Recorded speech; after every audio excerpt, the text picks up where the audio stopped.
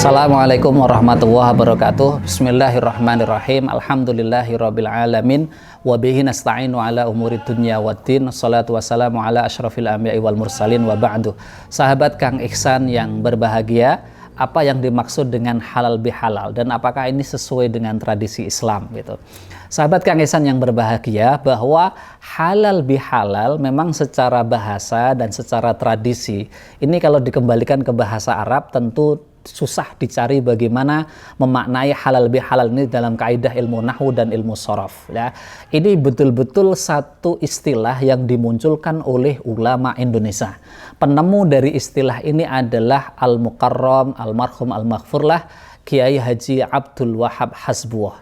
Beliau pada masa Orde Lama, pada masa Presiden Soekarno terjadi pertentangan politik dan kemudian beliau mengusulkan kepada Presiden Soekarno untuk mempertemukan para politisi dan orang-orang yang berseberangan itu dalam sebuah tradisi yang disebut dengan halal bihalal. Nah, tradisi halal bihalal itu adalah tradisi satu adalah mencairkan hubungan, yang kedua adalah saling memaafkan, dan yang ketiga adalah adanya sedekah jamuan makanan. Pertanyaannya kemudian ada nggak dalil dari pelaksanaan halal bihalal? Saya ingin membahas ini pertama dari aspek etimologi atau dari aspek bahasa.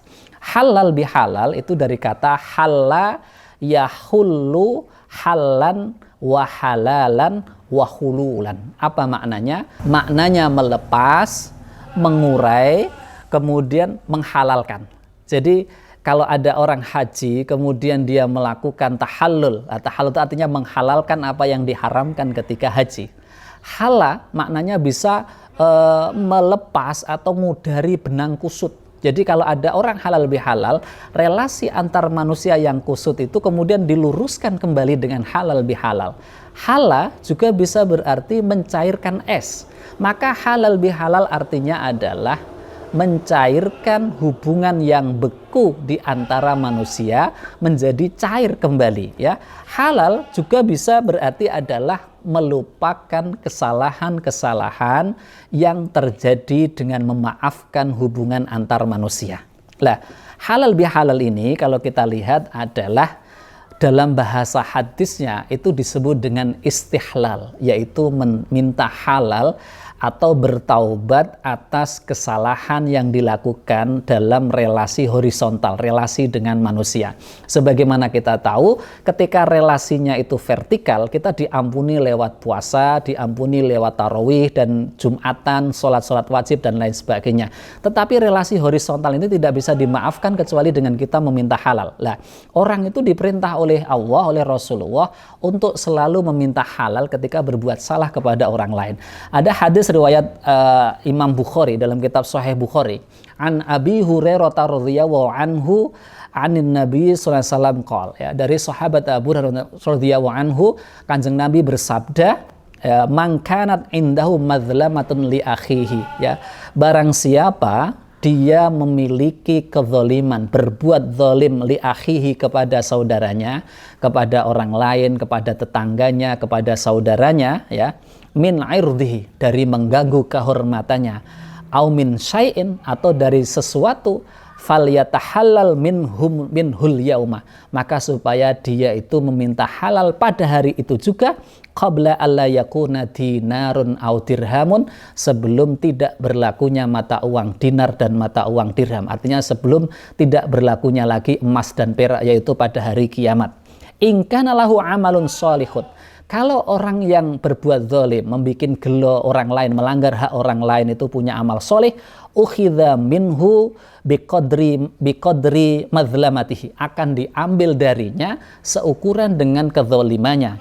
Wa illam yakun lahu hasanatun, kalau dia tidak memiliki kebajikan, tidak memiliki amal soleh, ukhidha min sayyiati sahibihi, maka akan diambil dari keburukan-keburukan, dari dosa-dosa saudaranya, fahumila alaihi, kemudian itu ditanggungkan kepadanya. Rawahul Bukhari, diriwayatkan oleh Imam Bukhari. Maka berdasarkan hadis ini, penting sekali orang untuk melakukan penghalalan, meminta halal kepada orang lain.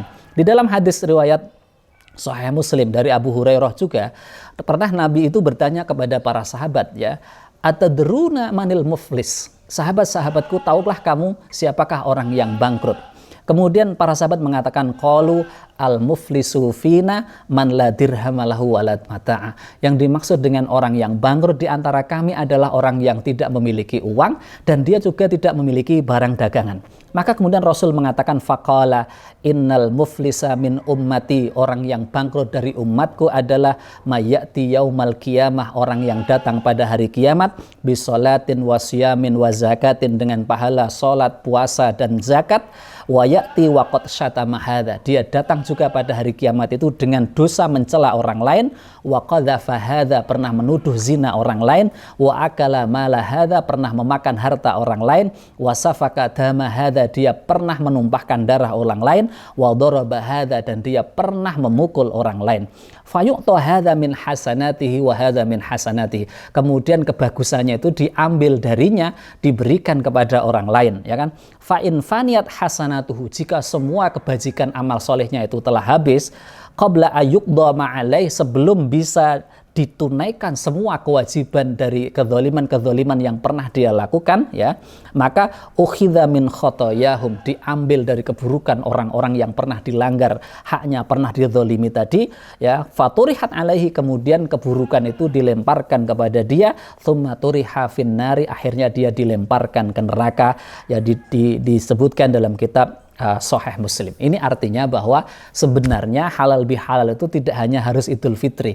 Kapanpun kita merasa salah, kapanpun kita merasa berdosa kepada tetangga saudara kita, kapanpun kita merasa melanggar hak orang lain, harusnya pada hari itu juga kita langsung meminta halal dan langsung meminta maaf. Tetapi sekali lagi, tradisi halal bihalal, tradisi saling memaafkan adalah tradisi amaliyah yang sangat bagus. Mari kita pertahankan, mari kita jaga dengan senantiasa mengadakan halal bihalal, di mana dengan halal bihalal itu hubungan yang tadinya membeku menjadi cair, yang tadinya ruwet menjadi lurus, yang tadinya tidak baik menjadi baik, yang tadinya punya salah-salah itu kelihatan, kemudian ditutup dengan rapat, menjadikan hubungan kita dengan orang lain itu menjadi hubungan yang manusia yang baik dan soleh. Demikian, semoga bermanfaat. Assalamualaikum warahmatullahi wabarakatuh.